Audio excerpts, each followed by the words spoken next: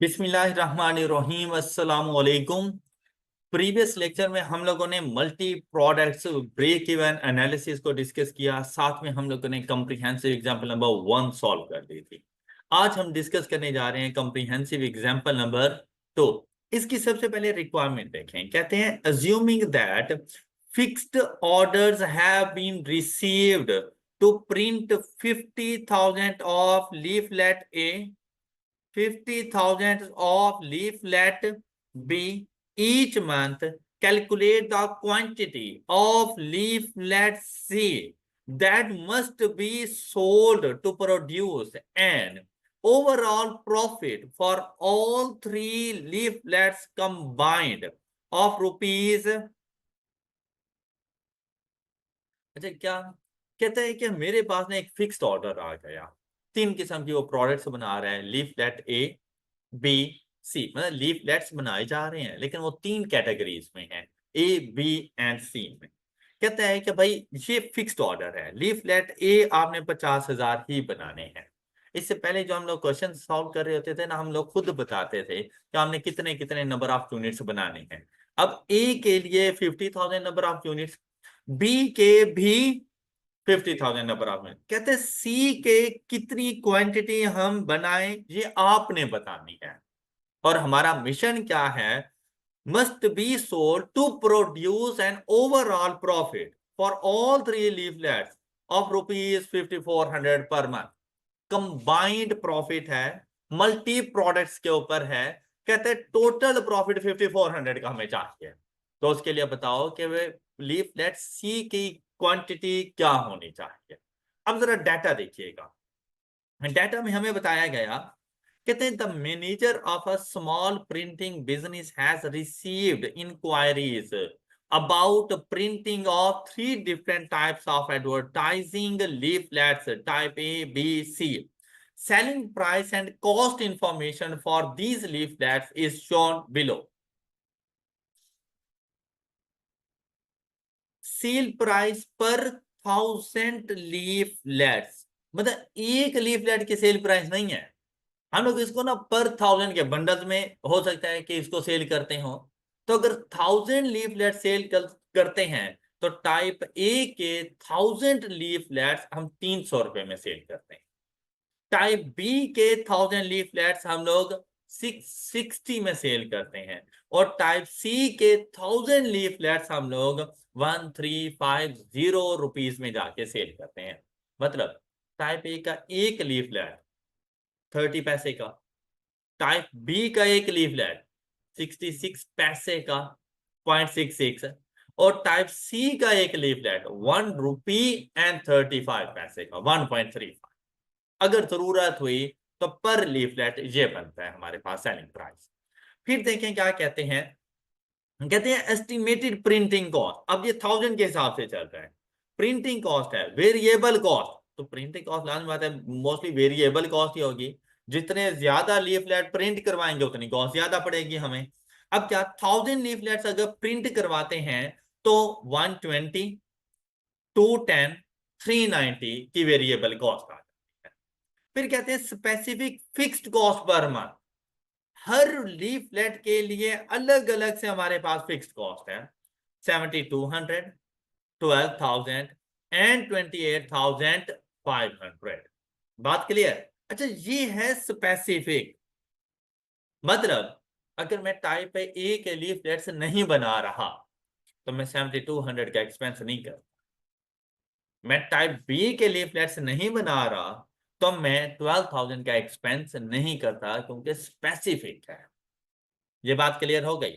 ले, और इसके साथ स्पेसिफिक के साथ साथ कहता है in addition to the specific fixed cost rupees 12,000 per month will be incurred इन।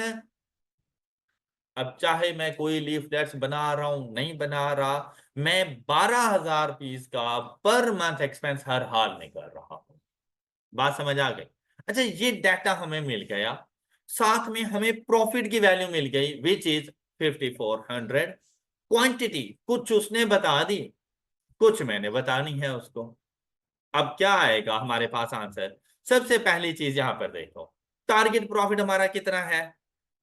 हमारी फिक्स्ड कॉस्ट जर्नल कितनी है, इसके अलावा स्पेसिफिक फिक्स्ड कॉस्ट कितनी है हर लीफलेट के लिए, तो कंट्रीब्यूशन रिक्वायर्ड मेरे पास कितनी आ जाएगी।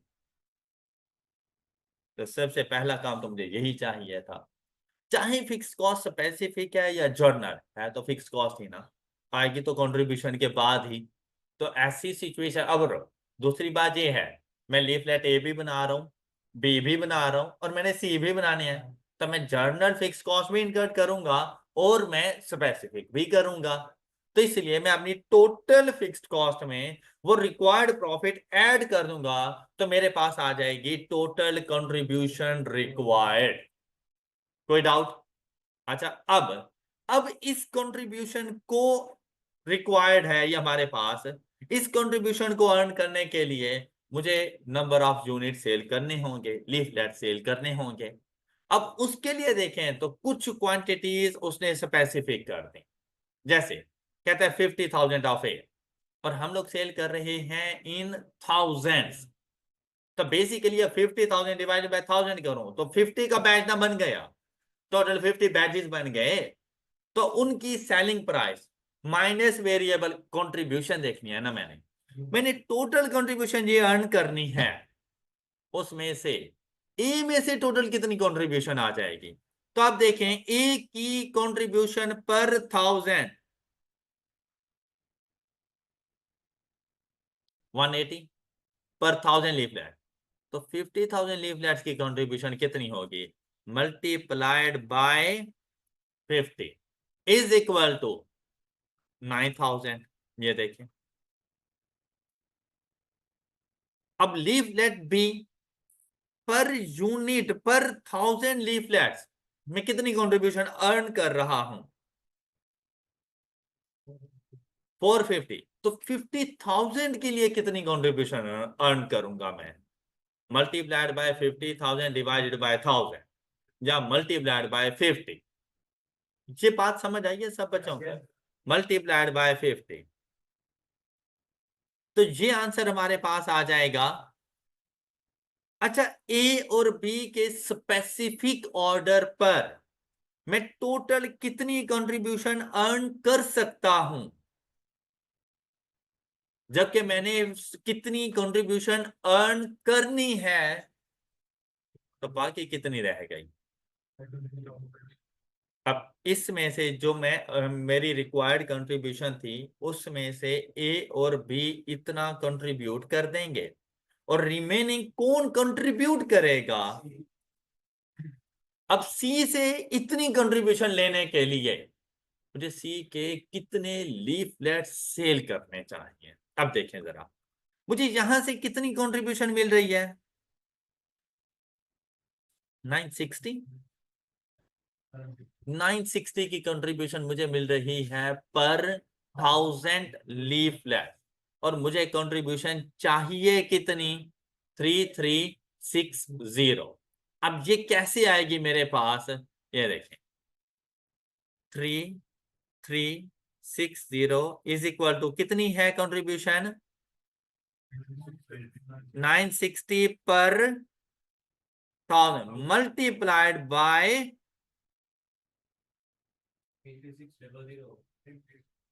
600 एंड मल्टीप्लाइड बाय एक्स। ये जो एक्स है ये आपके नंबर ऑफ यूनिट्स हैं जी, कितना। तो सी टाइप के 35,000 लीफलेट्स मुझे बनाने चाहिए, ए के 50,000, बी के 50,000 और सी के 35,000। तो मुझे जो प्रॉफिट अर्न होगा वो 5,400।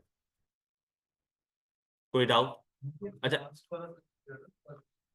Total contribution required 65,100। अब अगर यहाँ पर ये वाली बात ना करता तो मैंने चले जाना था कंट्रीब्यूशन पर बैच, कंट्रीब्यूशन पर यूनिट पर, लेकिन उसने मुझे कह दिया कि भाई टाइप ए और बी के स्पेसिफिक क्वांटिटीज हैं और इतनी ही बनानी है और इतनी ही देनी। तो मैंने ये देखा कि अगर यही क्वांटिटीज ही मैंने देनी है और बी के लिए, तो इससे मुझे टोटल कंट्रीब्यूशन कितनी मिलेगी। तो इससे मुझे जो टोटल कंट्रीब्यूशन मिलनी है ना, वो ये वाली अमाउंट मिलनी है 31,500। जबकि 5,400 का प्रॉफिट अर्न करने के लिए मुझे कितनी कंट्रीब्यूशन चाहिए थी? तो अब ये रिमेनिंग कंट्रीब्यूशन है जो किसने पूरी करनी है। अब टाइप सी कैसे पूरी करेगा? तो ये जो कंट्रीब्यूशन हमने फाइंड करनी है ना, हमने देखा कि कंट्रीब्यूशन टाइप सी में से आ कितनी रही है, कितने लीफलेट्स के लिए? तो मैंने 960 divided by 1000 multiplied by number of leaflets, तो मुझे नहीं पता। तो ये टोटल कंट्रीब्यूशन किसके इक्वल होनी चाहिए? 33,600। अब यहां से मेरे पास नंबर ऑफ यूनिट्स ये देखिए। हाँ जी, बात क्लियर हो गई? अब कोई डाउट? जी। एग्जाम्पल नंबर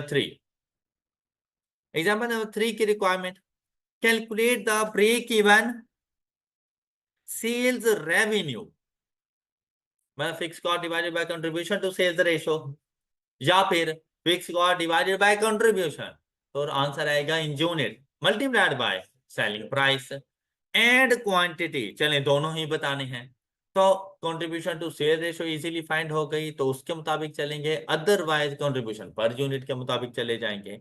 और दोनों आंसर कर सकते हैं, break even point in revenue and break even point in quantity for the next year if HR expected to earn a contribution margin of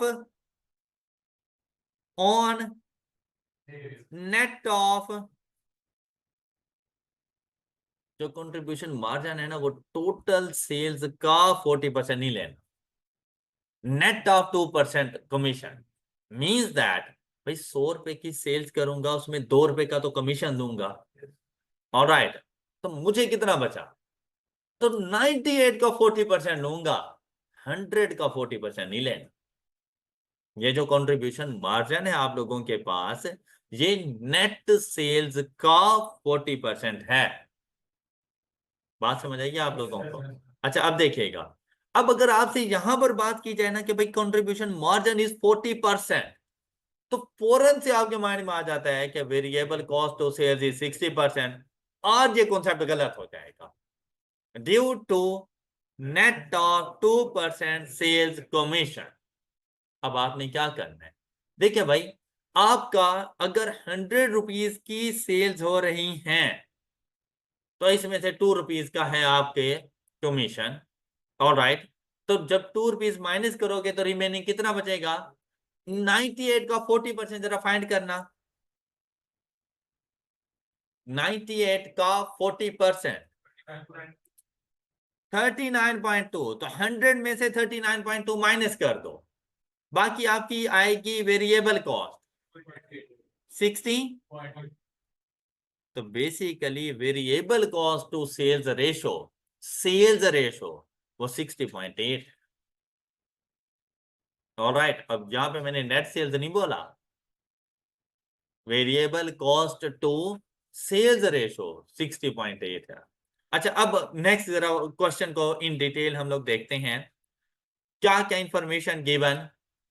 margin बताया, कंट्रीब्यूशन 40%, लेकिन वो आफ्टर 2% सेल्स कमीशन है। बस इतनी सी बात हमें बता दी।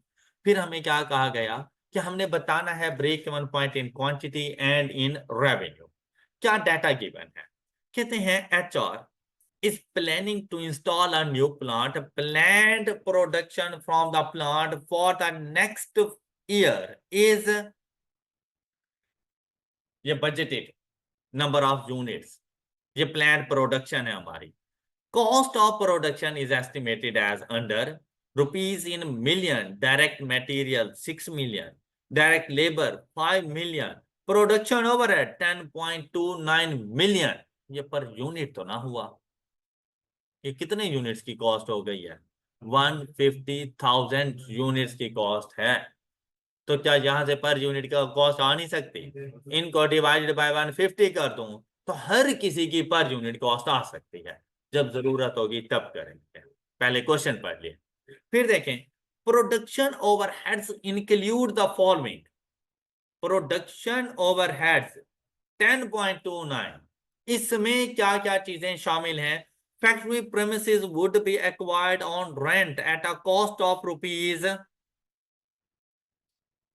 फिक्स्ड हो गए हैं। ऑलराइट, 10.29 इन टोटल, इसमें से ये एक अमाउंट आपके पास फिक्स्ड ओवरहेड आ गई है। क्लियर हो गई बात। फिर इनडायरेक्ट लेबर, ऊपर क्या थी? Direct labour. Indirect labour has been budgeted at 30% of direct labour cost का 30%, इसमें इनडायरेक्ट लेबर है और वो आपके पास आएगी 1.5 30%, 1.5। डायरेक्ट लेबर 5 मिलियन, आपने 6 ले लिया होगा, वो मटेरियल है हमारे पास। 5 मल्टीप्लाइड बाय 30%, 1.5, वो है मेरे पास indirect labour. 50% of which would be 1.5 का 50% means that 5 multiplied by 30% multiplied by is equal to, ये फिक्स्ड है। ओके, बाकी वेरिएबल में रह जाएगा। Next, depreciation of the plant would be, ये भी फिक्स्ड ओवरहेड हो गया, production overhead. Next, total power and fuel cost has been budgeted rupees 80% of power and fuel cost would vary in accordance with the 20% fixed, which is equal to 0.6. So 0.63 multiplied by 20% is equal to 0.6, ये fixed cost के तौर पे जाए। Clear? All remaining production overheads are, और इन ये जो बताए हैं इनके अलावा बाकी जितने भी हैं वो सारे के सारे वेरिएबल। ओके हो गई बात। तो फिक्स्ड ओवरहेड का हमें पता चल सकता है। हमारे टोटल फिक्स्ड प्रोडक्शन ओवरहेड कितने होंगे? 1.8 प्लस 0.75 प्लस 0.5 प्लस 0.6, तो ये टोटल कितना हो जाएगा? 3. तो वेरिएबल पोर्शन कितना आ जाएगा? 6. ये वेरिएबल प्रोडक्शन ओवरहेड्स है। कितने नंबर ऑफ यूनिट्स के? 150,000 नंबर ऑफ यूनिट। बात क्लियर है यहाँ पर? नेक्स्ट वन कहते हैं the sales and the marketing budget include the following. कहते हैं employment of 2 sales representative at a monthly salary of rupees 25,000 each and a sales commission of 2% on sales achieved। अब क्या? 25,000 तो फिक्स्ड है per month के हिसाब से, जबकि यहां पर 2% उनको कमीशन भी पे करना है और ये वेरिएबल है हमारे पास।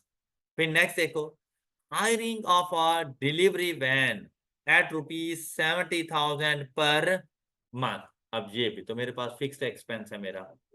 नेक्स्ट देखो, third, launching N advertisement campaign at a cost of rupees. अब ये सेल्स एंड मार्केटिंग बजट था हमारा और उसके मुताबिक ये आंसर मिले तो 1.5 मिलियन भी तो मेरा फिक्स्ड है। बात क्लियर हो गई? अच्छा, यहां तक की बातें ओके।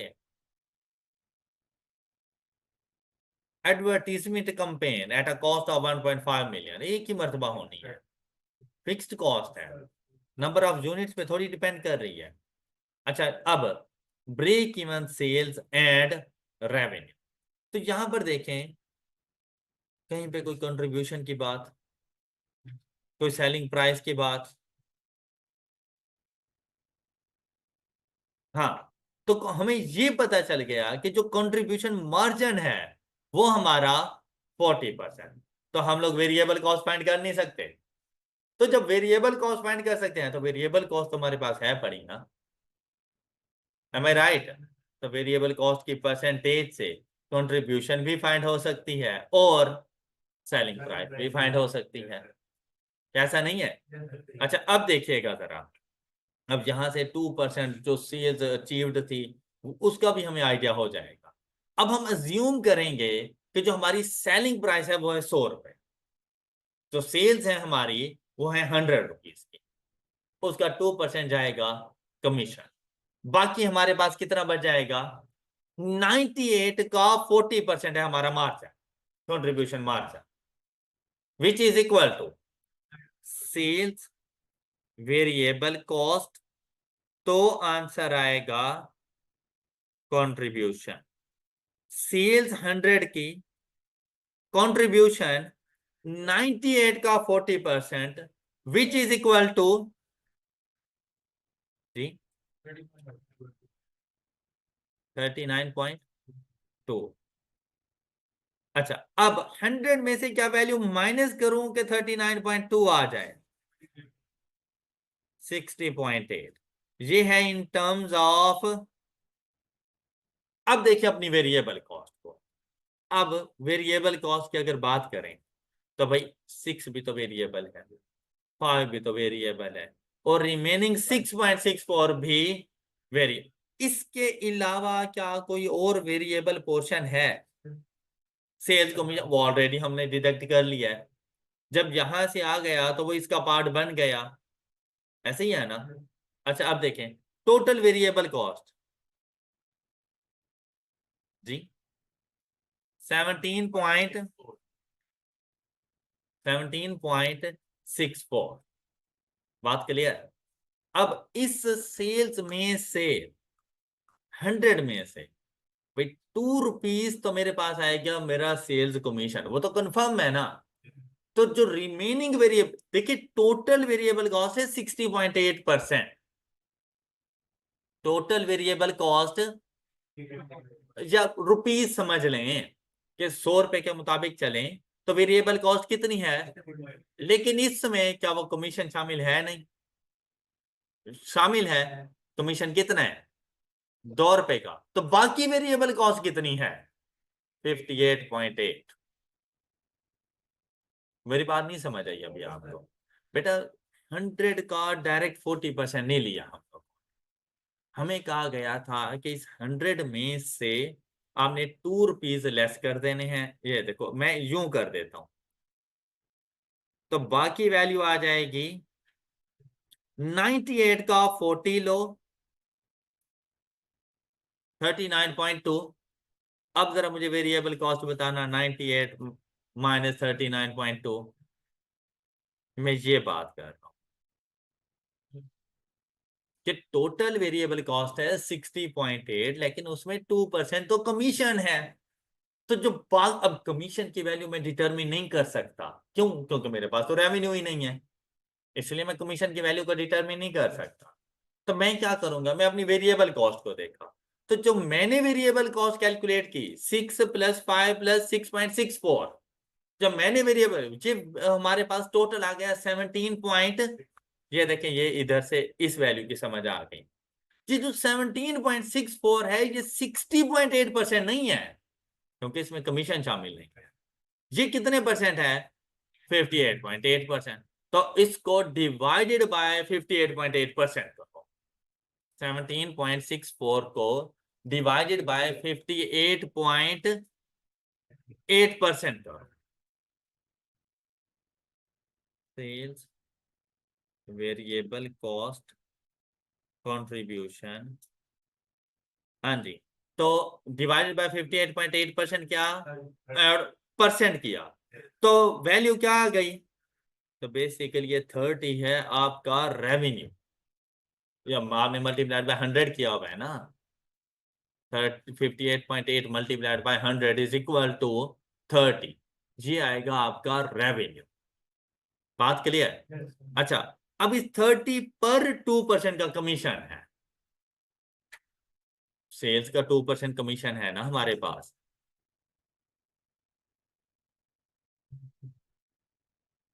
डिवाइडेड बाय दिस किया, तो आपके पास ये वैल्यू आ गई 30। तो टोटल रेवेन्यू मेरा कितना बन जाएगा, multiplied by number of units. और तो 100 रुपए के ऊपर था ना, तो टोटल मेरे पास नंबर ऑफ यूनिट्स, इसको divided by sell price per unit, तो sell price 30 million in total मेरा रेवेन्यू, कितने यूनिट्स का, 150,000 का, तो 30 मिलियन डिवाइडेड बाय 150,000 करो, तो एक यूनिट का रेवेन्यू कितना आ जाता है, 200। ये सेलिंग प्राइस आ गई बेटा। ये रेवेन्यू मैंने कैलकुलेट किया, ये आपको समझ आया है कैसे? वेरिएबल कॉस्ट, क्वेश्चन से हम लोगों ने सारी अपनी वेरिएबल कॉस्ट इकट्ठी कर ली। जैसे ही हम लोगों ने अपनी वेरिएबल कॉस्ट इकट्ठी की 17 पॉइंट, अब ये टोटल वेरिएबल कॉस्ट किसके इक्वल है, 58.8, जिसके इक्वल है उसके साथ डिवाइड, मल्टीप्लाइड बाय 100। मैंने रेवेन्यू कैलकुलेट करना है इसकी मदद से, तो जैसे ही मल्टीप्लाइड बाय 100 किया तो देखो वैल्यू क्या आ गई, ये 30 रुपीज इन, ये रेवेन्यू है, कितने नंबर ऑफ यूनिट्स का, तो उसने आपको बता दिया 150, तो 30,000, 30 मिलियन डिवाइडेड बाय 150,000, तो सेलिंग प्राइस पर यूनिट कितनी हो जाएगी, तो अब ये बात समझ आई है, क्लियर है सब बच्चों को? अच्छा, अब इस पर मेरी कंट्रीब्यूशन कितनी है, 39.2, 40 नहीं ले लेना 200 का, 39.2, जरा देखो कंट्रीब्यूशन 200 का 39.2, तो वेरिएबल कॉस्ट कितनी बढ़ेगी, वेरिएबल कॉस्ट पर यूनिट कितनी बनेगी, 121 पॉइंट। अब इसमें मेरी प्रीवियस जो हमारे पास आएगी, ये 121.6 रुपीज पर यूनिट है वेरिएबल कॉस्ट। अब ये बात क्लियर होगी सब बच्चों को? अच्छा, हमने क्या बताना था उसको, break even point. Break even point के लिए मुझे फिक्स्ड कॉस्ट चाहिए, तो फिक्स्ड कॉस्ट मेरे पास कितनी आ गई, एक तो मेरे पास फिक्स्ड कॉस्ट है 3.65, ये मेरी फिक्स्ड कॉस्ट है। उसके अलावा 25,000 rupees each, 70,000 rupees per month and 1.5 million, तो मेरी टोटल फिक्स्ड कॉस्ट कितनी बन जाएगी, फैक्ट्री रेंट, ये 3.65 तो समझ आ गया होगा। सेल्स एंड मार्केटिंग एक्सपेंसेस में एम्प्लॉयज 25,000 रुपए पर मंथ था, जबकि 150,000 का बजट कितने अरसे के लिए था, पूरे एक साल के लिए था, तो ये कॉस्ट पूरे साल में कन्वर्ट करोगे 25,000, और ये वर्कर कितने थे आपके पास, तो 25,000 मल्टीप्लाइड बाय 2 मल्टीप्लाइड बाय, तो ये फिक्स्ड कॉस्ट आएगी एम्प्लॉय सैलरी। फिर डिलीवरी वैन 70,000 मल्टीप्लाइड बाय, वो पर मंथ हम उसको रेंट पे कर रहे हैं, तो 12 महीने के लिए 0.84, साथ में एडवर्टाइजिंग कैंपेन 1.5, तो अब देखें ये टोटल फिक्स कॉस्ट आपकी कितनी बन गई, 6.59 divided by contribution per unit, और कितनी फाइंड की हम लोगों ने, हाँ जी 6.59 मिलियन, कंप्लीट वैल्यू लिख लो ना, 6.59 million divided by 78.4,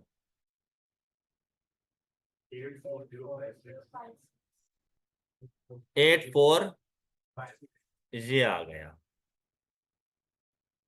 break even point in quantity unit, इसको मल्टीप्लाइड बाय 200 कर दो, वो जो आप लोगों ने selling price per unit find की है,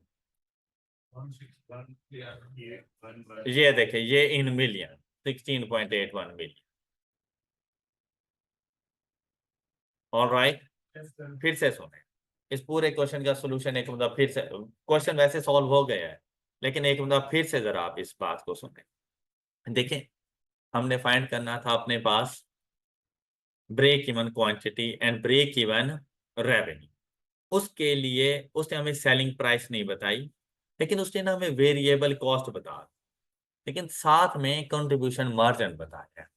अब कंट्रीब्यूशन मार्जिन है 40%, लेकिन इसमें एक छोटा सा ट्विस्ट डाल गया। अगर वो ट्विस्ट ना होता तो सिंपल सा क्वेश्चन था कि भाई मेरी टोटल वेरिएबल कॉस्ट बेसिकली वो 60% है। अगर कंट्रीब्यूशन मार्जिन 40% है तो टोटल वेरिएबल कॉस्ट मेरी 60% है। लेकिन जहां पर उसने एक ट्विस्ट खेला, ट्विस्ट क्या था, कहते हैं ये जो कंट्रीब्यूशन मार्जिन है ना अपनी टोटल सेल्स पर ना लें, ये आप लोगों ने जाके लेना है अपनी नेट सेल्स के ऊपर। तो अब हम लोगों ने क्या किया, देखिए आप आइंदा से समझदारी का मुजाहरा इसी तरह से करेंगे। 100 की सेल्स, इसमें से कमीशन ₹2 का कमीशन लेस किया, नेट सेल्स 98 का 40% हम लोगों ने फाइंड कर लिया, 39.2। तो यहां से हमें पता चला कि जो मेरी वेरिएबल कॉस्ट ये है कमीशन, तो जो मेरी वेरिएबल कॉस्ट है वो है, तो मैंने यहां से ना वेरिएबल कॉस्ट फाइंड की। टोटल मुझे मेरी वेरिएबल कॉस्ट मिली 17.64। अब इसकी मदद से मैं ये सारी वैल्यूज फाइंड कर सकता। कैसे? इसको डिवाइड कर दो इसकी परसेंटेज के साथ और मल्टीप्लाई करो उस वैल्यू के साथ जो आप फाइंड करना चाह रहे हो। मैं ना सेलिंग प्राइस फाइंड करना चाह रहा हूं, तो सेलिंग प्राइस की वैल्यू क्या है? 100। तो मैं 17.64 डिवाइडेड बाय 58.8 मल्टीप्लाइड बाय 100, तो मेरे पास वैल्यू आ गई 30। तो ये जो 30 मिलियन है बेसिकली ये 150,000 यूनिट्स का टोटल रेवेन्यू है। क्यों? क्योंकि मैंने वेरिएबल कॉस्ट भी तो 150,000 यूनिट्स की पिक की हुई है ना अभी तक, मैं पर यूनिट के हिसाब से तो नहीं चला। तो अब क्या करूंगा, मैं अपनी सिर्फ इस सेल्स को ना पर यूनिट पे कन्वर्ट कर देता हूं। मैंने 30 मिलियन डिवाइडेड बाय 150,000 किया, तो मेरे पास सेलिंग प्राइस आ गई।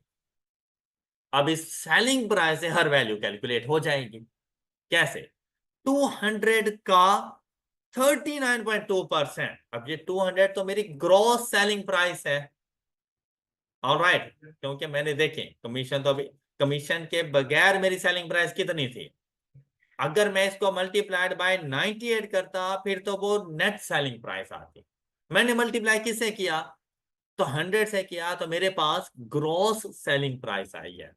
अब इस पर मैंने कमीशन पे करना है।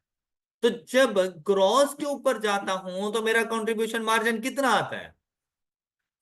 तो मैंने इस 200 का 39.2% फाइंड करो। तो ये जो 78.4 ये आ गया कंट्रीब्यूशन पर यूनिट। मैं यहां तक पहुंच गया। अब मैंने जाके फाइंड करनी है ब्रेक इवन क्वांटिटी। तो मेरे पास फिक्स कॉस्ट होनी चाहिए। फिक्स्ड कॉस्ट कुछ मिली मुझे प्रोडक्शन ओवरहेड से, विच इज कुछ मिली मुझे सेल्स एंड मार्केटिंग बजट से। लेकिन यहां पर फिर ट्विस्ट आ रहा था। क्यों? क्योंकि ये जो 150 नंबर ऑफ यूनिट थे ये फॉर द ईयर थे, जबकि मुझे यहां पर जो फिक्स कॉस्ट दे रहे थे वो पर मंथ के हिसाब से। तो मैंने इसको ईयर में कन्वर्ट किया। मैंने 25,000, फिर 2 रिप्रेजेंटेटिव थे तो मल्टीप्लाइड बाय 2, फॉर मंथ था तो मैंने इसको मल्टीप्लाइड बाय 12। तो यहां से फिक्स कॉस्ट बनी, प्लस 70,000 भी पर मंथ था तो मल्टीप्लाइड बाय 12, ये फिक्स कॉस्ट बन गई, प्लस 1.5 मिलियन ये टोटल। जब मैंने इस तमाम फिक्स कॉस्ट को ऐड किया तो मेरे पास टोटल फिक्स्ड कॉस्ट जाके बन गई 6.59। एम आई राइट? मैंने 6.59 मिलियन को डिवाइड किया 78 पॉइंट, तो मेरे पास ब्रेक इवन यूनिट्स आए विच इज इक्वल टू 84050। और जब मैंने इसको सेलिंग प्राइस 200 से मल्टीप्लाई किया तो मेरे पास रेवेन्यू आ गया। बात क्लियर? अब आपने इसके इस तरह के सॉल्यूशन को स्किप कर देना, अदरवाइज ये आपको कंफ्यूज करेगा कि भाई हमारे पास बातें वही हैं जो हम लोगों ने की हैं। कि 100 में से 2 और उसका 40 और ये वो वगैरह वगैरह। तो बेसिकली 100 में से 2 माइनस करके 98, 98 का 40% is equal to 39.2 contribution to sales ratio ही तो है। क्या ख्याल है? तो फिक्स्ड कॉस्ट को अगर कंट्रीब्यूशन टू सेल्स रेशियो, देखिए भाई ये इन टर्म्स ऑफ परसेंटेज था ना, तो इन टर्म्स ऑफ परसेंटेज है तो कंट्रीब्यूशन डिवाइडेड बाय सेल्स कर दूं तो 39.2% ही आएगा ना कंट्रीब्यूशन टू सेल्स रेशियो। तो अगर मैं 6.59 जरा करना, 6.59 मिलियन कंप्लीट वैल्यू लिखो एंड डिवाइडेड बाय 39.2%, तो मेरे पास रेवेन्यू आ जाएगा 16.81। बात क्लियर हो गई? और अगर इसको divided bye selling price of 200 कर दो तो आपके पास यूनिट्स आ जाएंगे। क्या यूनिट्स आए? ये आपके पास आंसर है 8405। ये इसको ना 6 कर लें, 8405। अब इस क्वेश्चन में किसी को कोई प्रॉब्लम? आई होप कि एग्जाम्पल नंबर 3 अच्छे तरीके से समझ आ चुकी है आप लोगों को। जी, क्या आप लोगों ने एग्जाम्पल नंबर 4 सॉल्व की थी? एग्जाम्पल नंबर 4 आप लोगों ने खुद से सॉल्व की है? चलें ट्राई करें जरा। Prepare a budgeted statement of profit or loss for the year ending 31st March 2020 based on the above projection. The percentage increase in sales volume. चले, बजटेड स्टेटमेंट ऑफ प्रॉफिट और loss, मतलब profit और loss तो बिल्कुल वैसा ही है। Budgeted मतलब जितने नंबर ऑफ यूनिट्स ये आपको बता रहा है उसको बेस बनाकर आप लोगों ने जाकर मुझे प्रॉफिट और लॉस स्टेटमेंट बनाकर देनी है। शाबाश, ट्राई करें जरा question number 4। Example number 4, budgeted statement of profit और लॉस। बेसिकली बड़ा इजी सा क्वेश्चन है, मतलब प्रॉफिट और लॉस अकाउंट बनाना कोई मुश्किल बात नहीं थी अगर उसको स्टेटमेंट में बनाना हो हम लोगों ने। अब हमने ये देखना है कि उससे रेलिवेंट हमें डाटा क्या गिवन है। Following information has been extracted from the projected results of SL for the year ending 31st March 2019। अच्छा, अब यहाँ पे क्या था? For the year ending 31st March 2020 previous year का डाटा। क्या? सेल्स गिवन 160 मिलियन की, कंट्रीब्यूशन मार्जिन 30%, तो वेरिएबल कॉस्ट क्या होगी? 70%। तो 160 मिलियन का 70% लोगे तो वेरिएबल कॉस्ट आ जाएगी, 30% लोगे कंट्रीब्यूशन आ जाएगी। मतलब मेरे पास 112 million variable cost and 48 million मेरी कंट्रीब्यूशन है।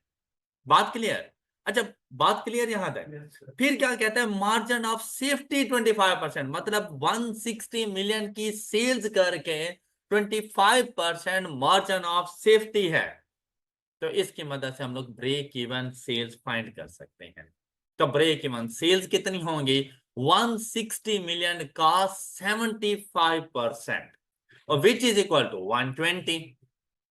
बात क्लियर? अच्छा सुनिएगा जरा, आपको ना इन सेल्स में से वेरिएबल कॉस्ट का भी पता चल गया, कंट्रीब्यूशन का पता चल गया, फिर आप ब्रेक इवन पे गए।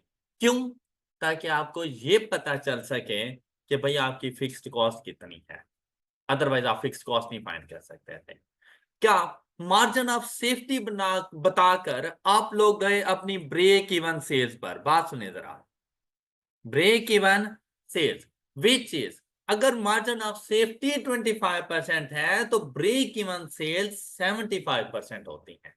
तो 160 का 75% इज 120 मिलियन, ये मेरी ब्रेक इवन सेल्स हैं। फिर हमें बताया गया कंट्रीब्यूशन मार्जिन इज 30%, तो वेरिएबल कॉस्ट 70%। तो इसमें से अगर देखें तो 36, 120 का 30%, इसकी है टोटल कंट्रीब्यूशन।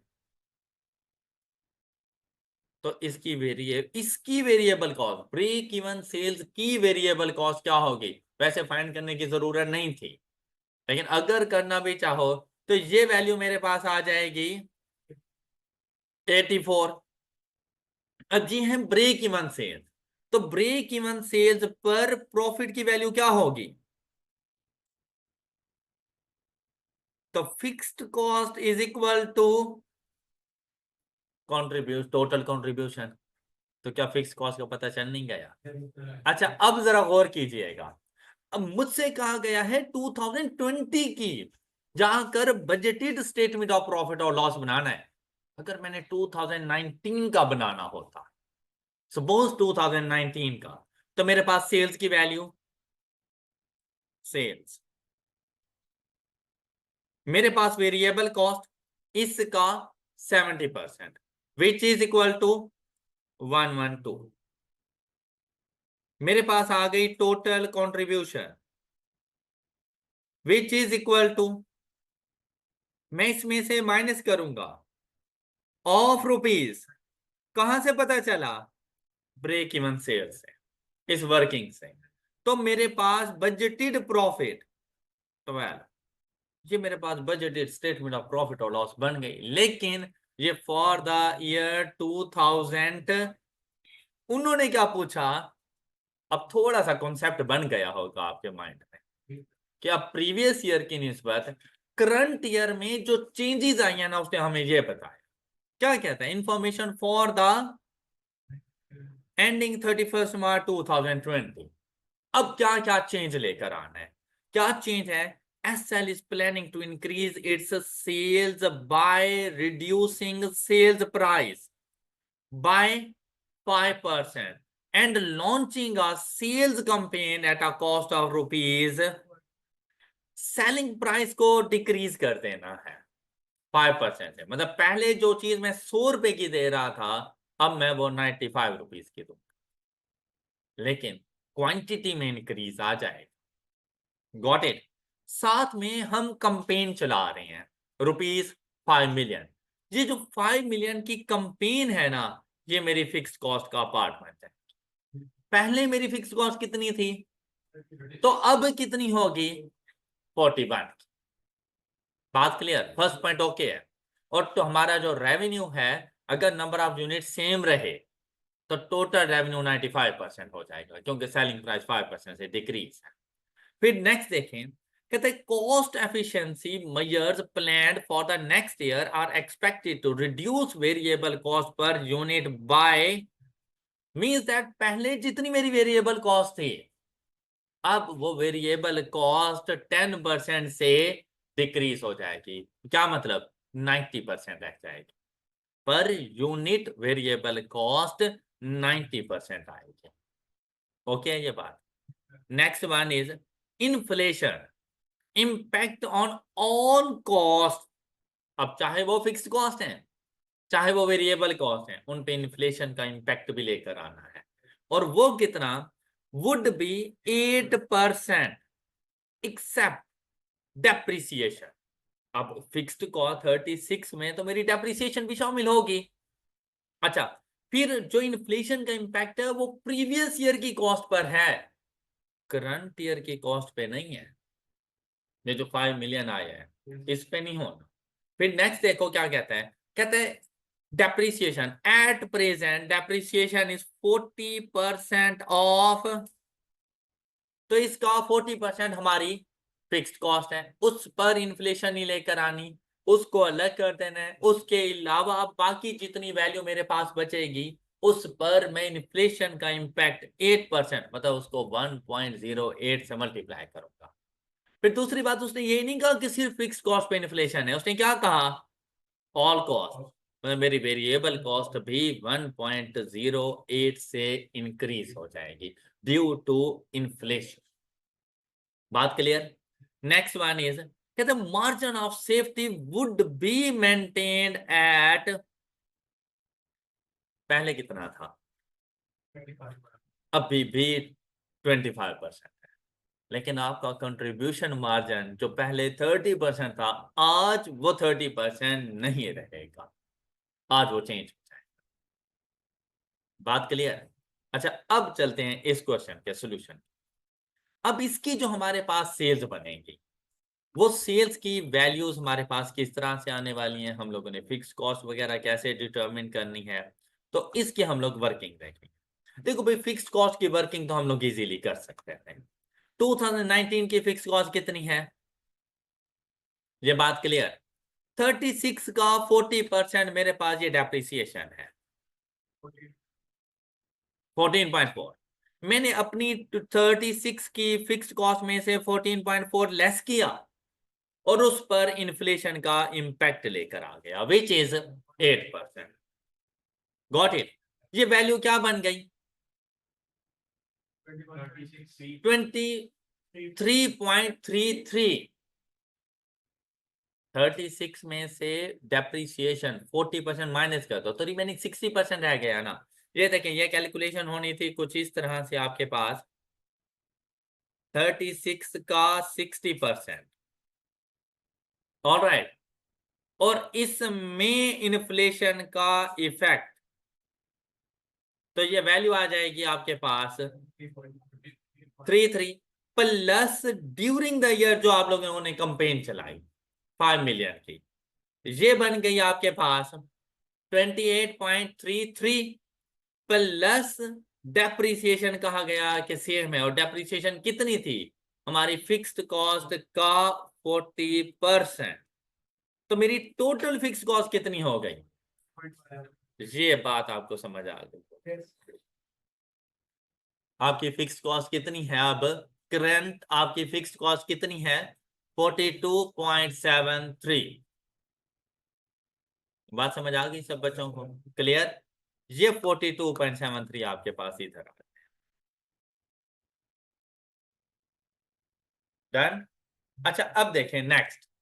नेक्स्ट मेरे पास नेट प्रॉफिट तो मैंने फाइंड करना ही है, लेकिन कंट्रीब्यूशन मार्जिन, कंट्रीब्यूशन मार्जिन हमें क्या कहा गया कि जो मार्जिन ऑफ सेफ्टी है ना वो आप लोगों का बिल्कुल सेम है 25%, लेकिन कंट्रीब्यूशन मार्जिन में फर्क आएगा।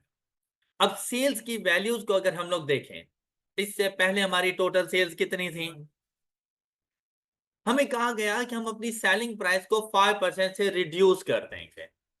तो जैसे उसको 5% से रिड्यूस करेंगे तो मेरी सेलिंग प्राइस कितनी आ जाएगी 95%। 160 का 95% 152 मेरी सेलिंग प्राइस आ जाएगी। बात क्लियर हो गई, ओके। अच्छा फिर देखें, अब चलते हैं वेरिएबल कॉस्ट की तरफ। इनिशियली मेरी वेरिएबल कॉस्ट कितनी थी, अब देखो ये मैंने कैलकुलेट की हुई थी 160 का 70%, जो मेरे पास मार्जिन ऑफ सेफ्टी था 30%, तो वेरिएबल कॉस्ट कितनी थी 160 का 70%, विच इज इक्वल टू 112। अब 112 पर इन्फ्लेशन का इंपैक्ट भी है, साथ में वो डिक्रीज भी हो रही है 10% के साथ, तो इसको मल्टीप्लाई करेंगे इन्फ्लेशन के इंपैक्ट 108% और डिक्रीज करेंगे 90 10% के साथ, तो multiplied by 90%।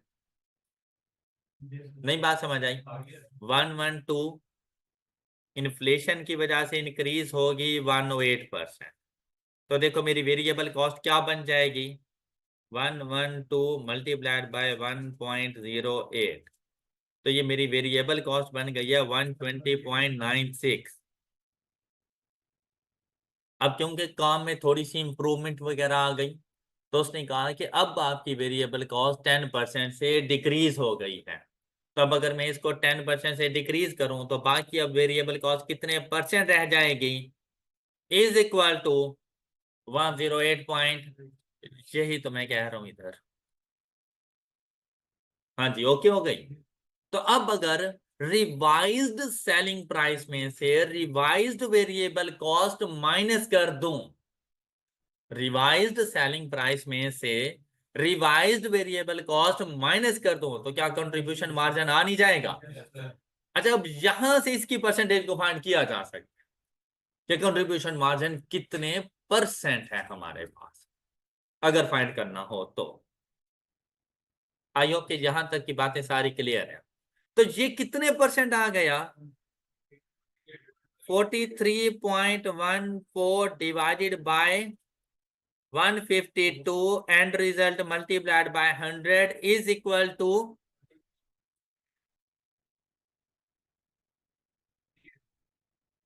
38% contribution to sales ratio. बात क्लियर? अच्छा अब देखिएगा, अब क्या कहते हैं, percentage increase in sales volume, वो तो अलग से हमारे पास बात आएगी, उसको हम लोग बाद में देख लेते हैं। तो यहां पर देखिए, अब ये वाली वर्किंग सब बच्चों को क्लियर है। कंट्रीब्यूशन मार्जिन कितना हो गया हमारे पास, 43.14 हमारे पास कंट्रीब्यूशन मार्जिन उसने कैलकुलेट किया, और इस पर हमें परसेंटेज मिली 28.38 किसका, सेल्स का। और सेल्स कितनी आ रही है हमारे पास, अब देखें, contribution margin at a safety margin of 25% and fixed cost of rupees 42.73 million। तो हम लोगों ने क्या करना है, जैसे सेफ्टी मार्जिन उसने कहा ना 25% है, तो ब्रेक इवन पॉइंट कितना, 75। तो बेटा जो ब्रेक इवन पॉइंट होता है हमारे पास उसकी कंट्रीब्यूशन, वही हमारे पास फिक्स्ड कॉस्ट के इक्वल नहीं होती। ब्रेक इवन पॉइंट पर total contribution is equal to fixed cost. अब इन्होंने क्या किया कि 42.73 ये जो हमारे पास फिक्स्ड कॉस्ट है, वो कहते हैं वो टोटल 75% के इक्वल है। अब देखें ना, अगर मैं आपसे ये कहूं कि टोटल कंट्रीब्यूशन है 100 की, सपोज परसेंटेज में हम बात कर रहे हैं ना, और हम बात करें मार्जिन ऑफ सेफ्टी की, अगर ये 100 की है, इसमें से 75 में लेस कर दूं तो मेरे पास प्रॉफिट 25 का जाएगा ना। तो इसीलिए वो कह रहा है कि अगर आपका मार्जिन ऑफ सेफ्टी 25% ही है, इट मींस दैट कि आपका ये जो फिक्स्ड कॉस्ट है ये बेसिकली 75% है। मेरी फिक्स्ड कॉस्ट कितनी है, 42.73, मैं इसको डिवाइडेड बाय 75% और मल्टीप्लाइड बाय 100 करूं, तो ये मेरे पास आ जाएगी टोटल कंट्रीब्यूशन। बात समझ आई है? थोड़ा सा ये मतलब रिवर्स कैलकुलेशन थी। फिक्स कॉस्ट का पता चल गया था, मार्जिन ऑफ सेफ्टी का उसने बताया। मार्जिन ऑफ सेफ्टी हमारे पास क्या था कि भाई 25% है मार्जिन ऑफ सेफ्टी। हमने क्या किया कि 100 सपोज किया परसेंटेज में, तो अगर 100 का 25% ये है, तो रिमेनिंग 75% हमारे पास हमारी फिक्स्ड कॉस्ट है। फिक्स्ड कॉस्ट का 75% लिया, तो मेरे पास आ गया टोटल कंट्रीब्यूशन। टोटल कंट्रीब्यूशन में से फिक्स कॉस्ट लेस कर दो तो प्रॉफिट आ गया आपके पास। अच्छा अब फाइंड करनी है हमने ये वाली वैल्यूज। तो यहां से हमें पता चला ये है कंट्रीब्यूशन, ना तो मेरे पास ये आ रही है वेरिएबल कॉस्ट, ना मेरे पास सेल्स। तो मैंने यहां से परसेंटेज फाइंड करनी ली थी, 28.38 कंट्रीब्यूशन टू सेल्स रेशियो। तो बेसिकली ये जो कंट्रीब्यूशन आई है 56.97, ये मेरे पास 28.38% है। जरा कैलकुलेट करना, 56.97 डिवाइडेड बाय कितनी थी है, 0.38।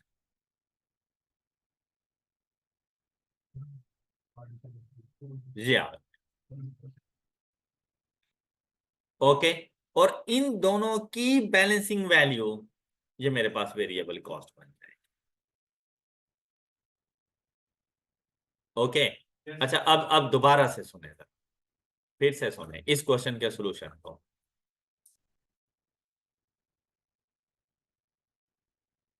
सबसे पहले प्रीवियस ईयर का डाटा हमें दे दिया गया, उसके लिए मार्जिन ऑफ सेफ्टी बता दिया, कंट्रीब्यूशन मार्जिन बता दिया।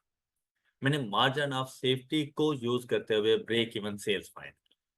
मैंने कहा कि मेरी बजटेड सेल्स का 25%, मेरी जो बजटेड सेल्स का जो 75% है वो मेरी ब्रेक इवन सेल्स है। मैं ब्रेक इवन सेल्स पे पहुंचा विच इज इक्वल टू 120।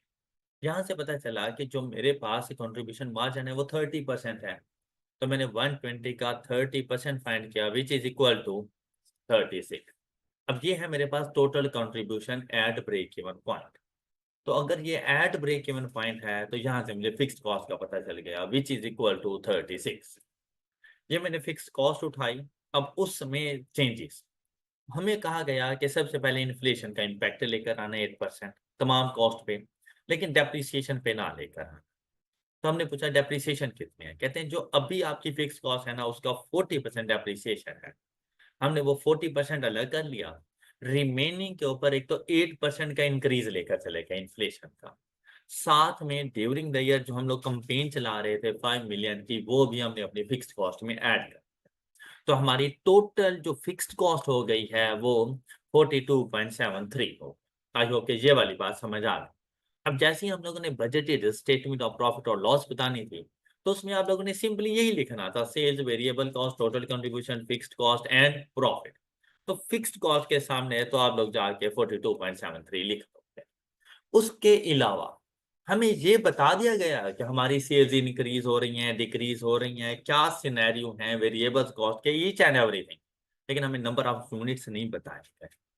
अब हमें ये सिर्फ बताया गया कि हम इन फ्यूचर अपनी सेलिंग प्राइस को डिक्रीज करेंगे। अब हमने क्या देखा देखा कि सेलिंग प्राइस में डिक्रीज आ रहा है, variable cost due to inflation increase हो रही है, वेरिएबल कॉस्ट में डिक्रीज भी आ रहा है। तो हमारे पास जो कंट्रीब्यूशन मार्जिन होता है ना वो कांस्टेंट नहीं रहता, कंट्रीब्यूशन मार्जिन हमारा चेंज हो चुका है। अब वो चेंज्ड कंट्रीब्यूशन मार्जिन हमने खुद कैलकुलेट करना। कैसे? जैसे उसने हमें इंफॉर्मेशन दी है ना, हम उन इंफॉर्मेशन को अकाउंट फॉर करते हैं सेल्स में, वेरिएबल कॉस्ट में, तो मेरे पास आ जाता है कंट्रीब्यूशन मार्जिन। इसकी मदद से जाकर मैंने परसेंटेज फाइंड कर ली कि मेरे पास जो न्यू कंट्रीब्यूशन मार्जिन है वो 28.38%।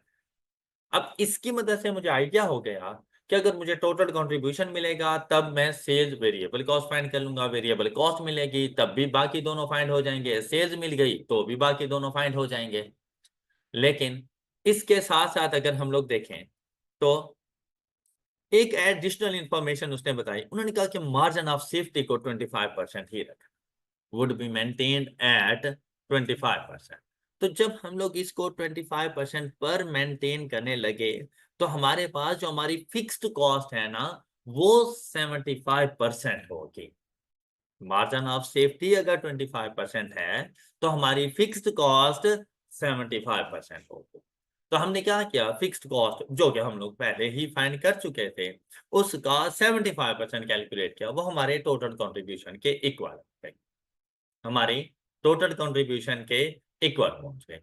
अब जैसे ही टोटल कंट्रीब्यूशन आ गया तो यहां से हम लोगों ने कंट्रीब्यूशन टू सेल्स रेशियो जो कैलकुलेट की है उसकी मदद से जाकर सेलिंग प्राइस फाइंड की। सेलिंग प्राइस और कंट्रीब्यूशन टू सेल्स रेशियो का जो डिफरेंस है वो मेरे पास वेरिएबल कॉस्ट बन गया, और यहां से मैंने प्रॉफिट की वैल्यू को कैलकुलेट कर। आई होप कि अब ये बात आपको समझ आ चुकी होगी। अच्छा, फिर हमसे पूछा गया second, percentage increase in sales volume. तो अगर आप लोग यहां पर देखें, ये हमारे पास आया भाई, हम लोग कितनी सेल्स इस साल कर रहे हैं, 200.73%। एम आई राइट? जबकि प्रीवियस ईयर की हमारी सेल्स कितनी थी। अब कोई हमसे पूछे ना कि भाई आपकी सेल्स वॉल्यूम में इंक्रीज कितना है, तो मैं 200.73 माइनस 160 एंड डिवाइडेड बाय 160 नहीं कर सकता। क्यों? क्योंकि 160 100% सेलिंग प्राइस है, जबकि 200.73 95% सेलिंग प्राइस है। Got it? और दूसरी बात, मेरे रेवेन्यू में परसेंटेज इंक्रीज मुझसे नहीं पूछा गया, वॉल्यूम में पूछा गया है।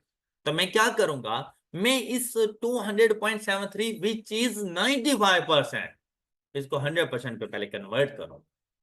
तो जैसे ही इसको 100% पे कन्वर्ट किया तो मेरी सेल्स की वैल्यू बन गई 211.29। मतलब अगर मैं प्रीवियस सेल्स प्राइस को फॉलो करता तो आज के दिन मेरा जो रेवेन्यू होता वो 211.29 का होता, जबकि प्रीवियस ईयर में कितना था, 160।